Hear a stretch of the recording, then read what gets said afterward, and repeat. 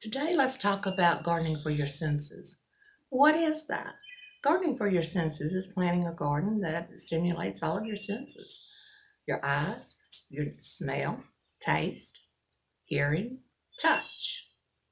This will be the first of a 5-part series that will cover all of these senses.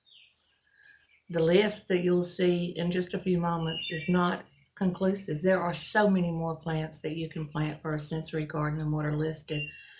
But for time, I just listed these few. So I hope you will enjoy this series. And real quick before we get into it, one thing to think about for your site garden is to bring in plants that will bring in birds, butterflies, hummingbirds, bees. All of these work well for your site to stimulate it. Also think about using lighting.